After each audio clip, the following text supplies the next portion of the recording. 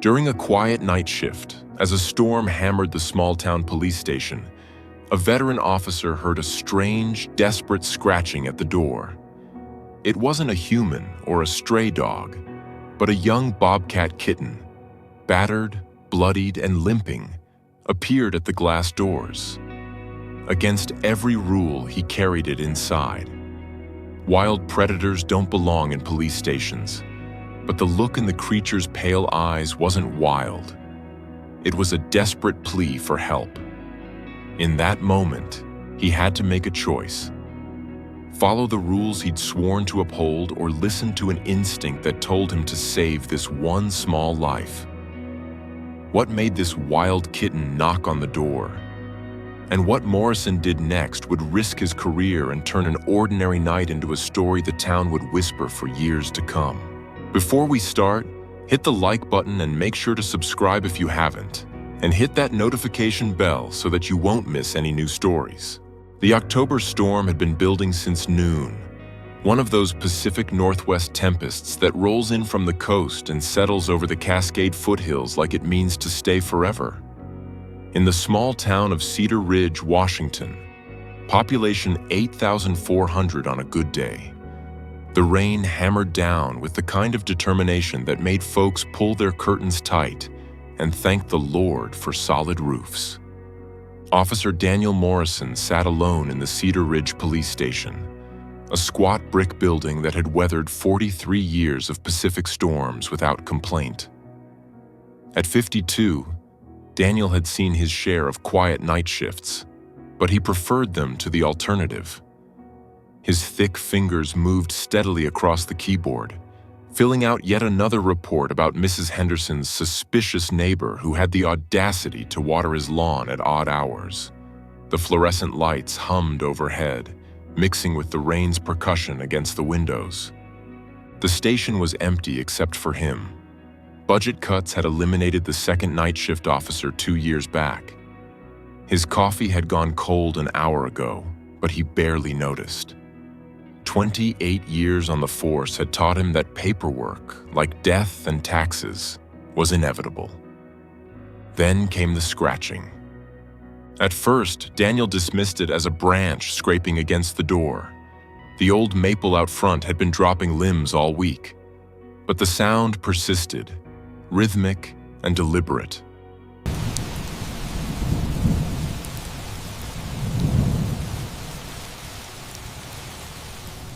He pushed back from his desk, his knees protesting with the familiar ache that came with age and too many years of patrol duty. The lobby beyond his office door was dark, lit only by the emergency exit signs and the streetlight filtering through rain-streaked windows. He flipped on the lights and approached the main entrance, peering through the reinforced glass. Nothing. Just rain bouncing off the concrete steps. The scratching came again, lower this time, right at the base of the door. Daniel's hand moved instinctively to his service weapon, not to draw it, just to feel its reassuring presence. In nearly 3 decades of law enforcement, he'd learned to trust his instincts, and right now, something felt off. He punched in the door code and pushed it open, letting in a gust of cold, wet air. What he saw made him forget every protocol in the book. A bobcat kitten, no more than 3 months old by the look of it, huddled against the doorframe. Its tawny fur was plastered flat against its small body, dark with rain and mud. Blood seeped from its right front paw, mixing with the puddles on the concrete. But it was the eyes that stopped Daniel cold. Pale green, almost luminescent in the station's exterior lighting, and filled with something he'd never expected to see in a wild animal: trust. The kitten lifted its head, opened its mouth in what might have been a mew, but came out as barely a whisper, and then collapsed. Daniel stood frozen for a heartbeat. Every regulation, every training seminar on wildlife encounters, every liability concern screamed at him to step back, close the door, and call animal control. Bobcats were federally protected, They were wild predators, not pets. They carried diseases. They had claws and teeth designed for killing. And this one, injured, desperate, possibly rabid, was exactly the kind of situation that ended with someone getting fired, sued, or worse. But Daniel Morrison had not become a cop to follow every rule to the letter. He'd become a cop because 30 years ago, someone had given him a second chance when he'd needed it most, and he'd spent his career trying to pay that forward. He bent down slowly, noting how the kitten's eyes tracked his movement but showed no aggression. Its breathing was labored, ribs visible even through the matted fur. How long had it been out here? Hours? Days? "Easy there, little one," Daniel murmured, using the same tone he'd used with his daughters when they were small and scared of thunderstorms. "Let's get you inside." He scooped up the kitten. It weighed almost nothing, maybe 5 pounds soaking wet, and it didn't resist. Its body was fever hot despite the cold rain, and he could feel its heart racing against his palm. As he carried it inside, a small part of his mind noted the absurdity. Here he was, a graying police officer with a bad knee and high cholesterol, cradling a wild bobcat like it was a house cat. The station's break room became an impromptu emergency ward. Daniel grabbed a stack of old towels from the supply closet, the ones they used for evidence collection that had seen better days. He laid them on the floor near the radiator and gently placed the kitten down. It tried to stand but collapsed immediately, that injured paw unable to bear weight. Under the harsh fluorescent lights, Daniel could better assess the damage. The kitten was male, severely underweight, and that paw, it looked like it had been caught in something. A trap, maybe, or tangled in wire. The wound was infected, swollen and hot to the touch. Without treatment, the kitten wouldn't last another day. Daniel had some basic first aid training. You didn't last long as a small-town cop without learning to patch people up. But this was beyond him. He needed help, and he needed it now. He pulled out his phone and scrolled through his contacts until he found the number he was looking for. Doctor Sarah Martinez, the local veterinarian who'd treated his old German shepherd, Duke, through his final years. "Sarah? It's Dan Morrison. I know it's late, but I need your help. I've got an injured bobcat kitten at the station." There was a pause. "A bobcat? Dan, you know you need to call Fish and Wildlife." "He'll be dead by morning if I do that, Sarah. Please." Another pause, longer this time. Then a sigh. "Give me 20 minutes." While he waited, Daniel did what he could. He found an old cardboard box and lined it with more towels, creating a makeshift den. He filled a shallow bowl with water and placed it near the kitten, who lifted his head enough to lap at it weakly.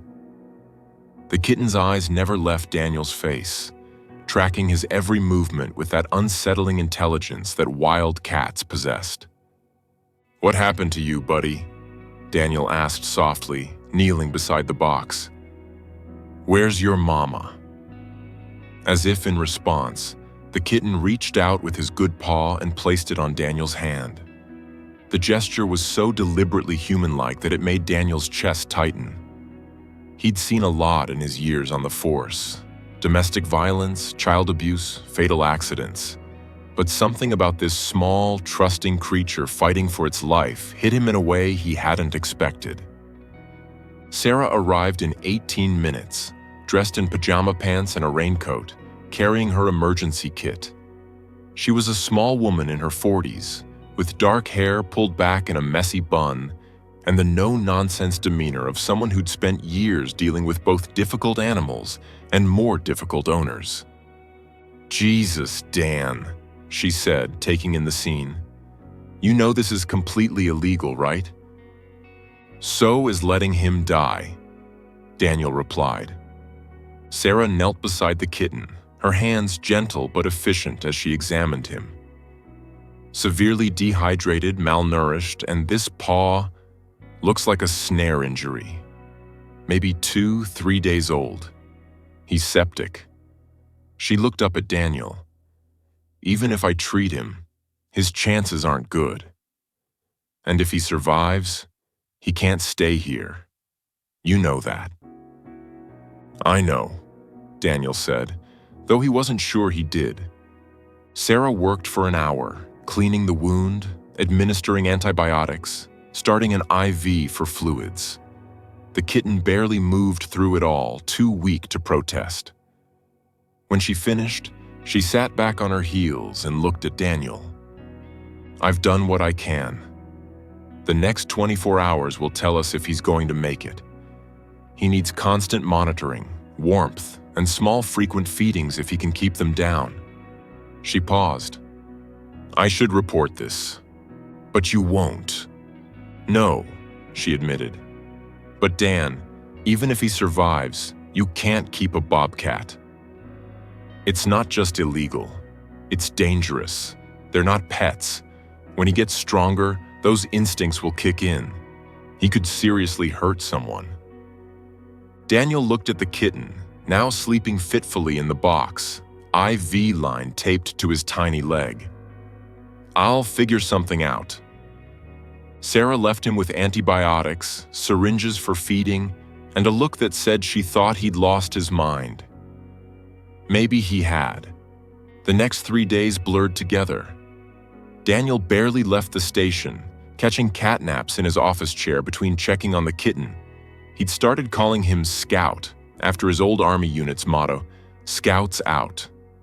He fed him every 2 hours, a special formula Sarah had provided, delivered through a syringe since Scout was too weak to eat solid food. He changed bedding, monitored the IV, administered medications. On the second night, Scout's fever broke. On the third morning, he managed to stand on 3 legs, favoring the injured paw but bearing weight on it for the first time. By the afternoon, he was exploring the break room, sniffing at cabinets and chairs with the curiosity of any young cat. Word got out, as word always does in small towns. First, it was just the day shift officers, sworn to secrecy but unable to resist peeking in at Cedar Ridge PD's unusual guest.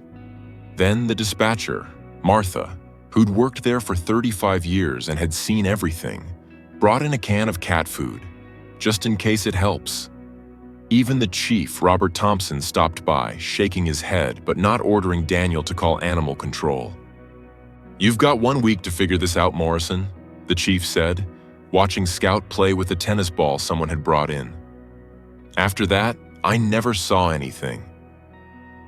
Daniel knew he was living on borrowed time. Scout was recovering remarkably fast, his wild nature reasserting itself with every passing hour. The break room was too small for an increasingly active bobcat kitten. More concerning was Scout's attachment to him. The kitten followed Daniel everywhere, crying when he left the room, settling only when Daniel was in sight.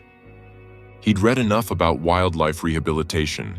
Sarah had left him some articles, to know this was dangerous. Habituation to humans was a death sentence for wild animals. They lost their fear, approached people who might not be as tolerant, and ended up shot or euthanized. But Scout had already crossed that line. The question was, what now? The answer came from an unexpected source. Martha's niece, Rebecca, worked at a wildlife rehabilitation center about 2 hours north, near the Canadian border. The Cascade Wildlife Sanctuary specialized in large predators and had a bobcat rehabilitation program. More importantly, they had experience with human-habituated animals, maintaining a separate facility for cats that couldn't be released, but could serve as education ambassadors. Daniel made the call on Scout's 7th day at the station. Rebecca drove down herself to assess the situation. She was younger than Daniel had expected, maybe 30, with the kind of quiet confidence that came from working with dangerous animals daily. "He's in remarkable shape considering," she said, watching Scout wrestle with a rope toy. "That paw healed faster than I would have expected. Good care." She gave Daniel an approving look. "But you know he can't stay." "I know," Daniel said, and this time he meant it. "We can take him. He'll go through rehabilitation, learn to hunt, be with other bobcats. If he can be rewilded, we'll release him. If not..." She shrugged. "We have a good life for ambassador animals. Educational programs, proper enclosures, expert care. It's not the wild, but it's not a cage either." They arranged the transfer for the next morning. That night, Daniel sat on the break room floor with Scout curled in his lap. All 15 pounds of him now, gaining weight rapidly with proper nutrition. The kitten purred, a sound Daniel hadn't even known bobcats could make, and kneaded his paws against Daniel's leg. "You're going to be okay, buddy," Daniel said, scratching behind Scout's tufted ears. "You're going to have a good life. Better than if you'd stayed wild, maybe. Definitely better than dying in the rain." Scout looked up at him with those green eyes and slow blinked. A sign of trust and affection in cats, wild or domestic. The transport cage sat ready by the door, lined with familiar towels from the station. Rebecca had brought it the night before, wanting Scout to get used to it. But when morning came, Scout wanted nothing to do with it. He sensed something was changing, and he pressed against Daniel's legs, crying in a way that sounded almost human. "It's okay," Daniel said, though his throat was tight. "This is what's best for you." He picked Scout up, still so small despite his growth, and placed him gently in the cage. Scout immediately tried to push back out, crying louder, reaching through the bars with his paws. Daniel had to turn away. "He'll be okay," Rebecca said softly. "The first few days are hard, but they adjust. He's young. He'll bond with the other bobcats." Daniel nodded, not trusting himself to speak. He watched Rebecca load the cage into her specialized van, Scout's cries audible even through the closed doors. Then they were gone, and the station felt impossibly empty. The break room looked like nothing had happened. Someone had already disposed of the makeshift bedding, cleaned the food bowls, erased any evidence of their unusual guest. Daniel sat at his desk and tried to focus on paperwork, but the words blurred. 3 weeks passed. Daniel threw himself into work, taking extra shifts, anything to keep busy. The other officers stopped mentioning Scout after the first few days, sensing it was a sore subject. Life returned to normal, or at least its appearance did. Then Rebecca called. "I don't usually do this," she said, "but I thought you should know. Scout's doing well, really well. He's gained another 5 pounds and that paw healed perfectly. No limp at all." "That's good," Daniel managed. "There's more. We tried introducing him to our other rehabilitation bobcats, but he's different. Too comfortable with humans to fully rewild, but not aggressive or demanding attention either. He's in this middle ground we sometimes see with human-raised wildlife." Daniel's heart sank. "So he can't be released?" "No, but that's not necessarily bad news. We've been approved for a new educational program, partnering with schools and libraries to teach kids about native wildlife.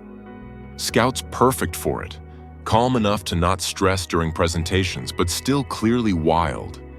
He'd have a job, a purpose." She paused. "And Dan? We could use volunteers for the program. Someone Scout already trusts would make the transition easier." Daniel felt something loosen in his chest. When can I visit? That Saturday, Daniel drove the 2 hours north through evergreen forests and winding mountain roads.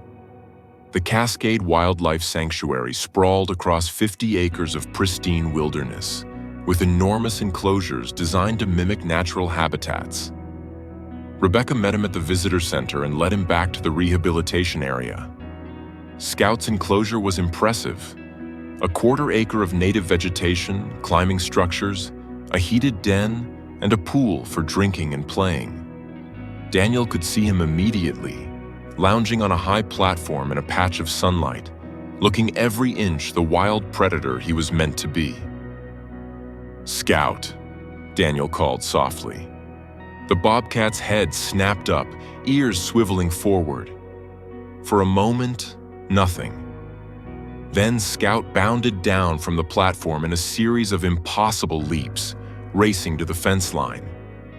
He pressed against it, purring so loudly Daniel could hear it from 10 feet away, rubbing his face against the chain link where Daniel's hand rested. "He remembers," Rebecca said unnecessarily. Daniel knelt, pressing his palm flat against the fence. Scout pushed his face against it, eyes closed in contentment.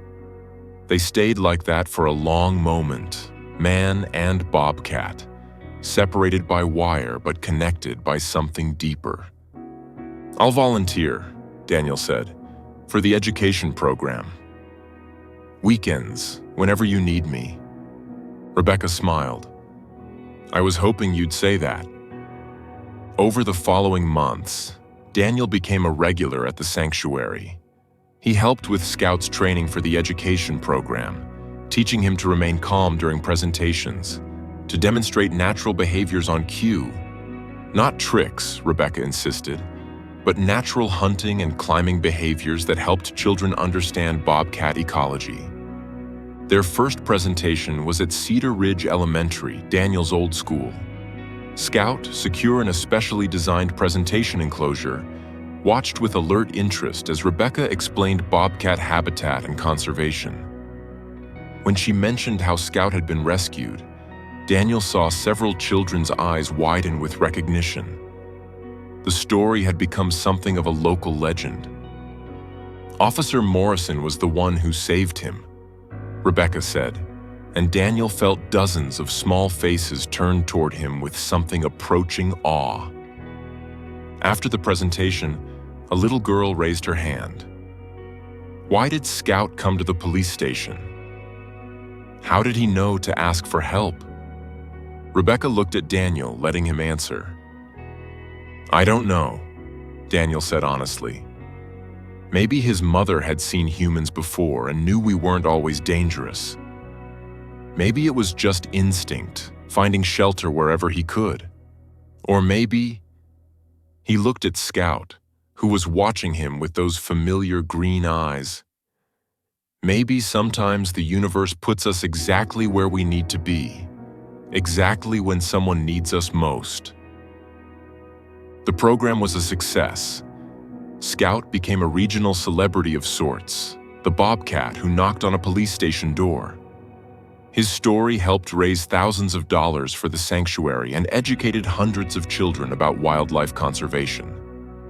Daniel volunteered every weekend, helping with presentations, maintaining enclosures, and simply spending time with Scout.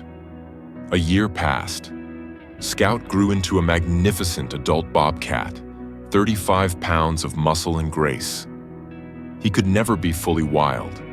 He still approached the fence whenever he saw Daniel, still purred and play wrestled with enrichment toys rather than hunting live prey. But he was healthy, engaged, and serving a purpose that mattered. One evening, as Daniel sat outside Scout's enclosure finishing paperwork for the sanctuary, he thought about that night during the storm. He'd broken protocol, risked his career, acted on pure instinct rather than training. By every measure of professional conduct, he'd been wrong. But watching Scout, strong, healthy, and helping teach a new generation about protecting wildlife, Daniel knew he'd make the same choice again. Sometimes the heart knew things the head couldn't understand. Sometimes a knock at the door wasn't just a request for shelter from the storm, but an invitation to be part of something larger. Scout approached the fence and sat down, mirroring Daniel's position. They stayed like that as the sun set behind the Cascades, an old cop and a not-quite-wild bobcat. Proof that sometimes the most unexpected connections were the ones that mattered most.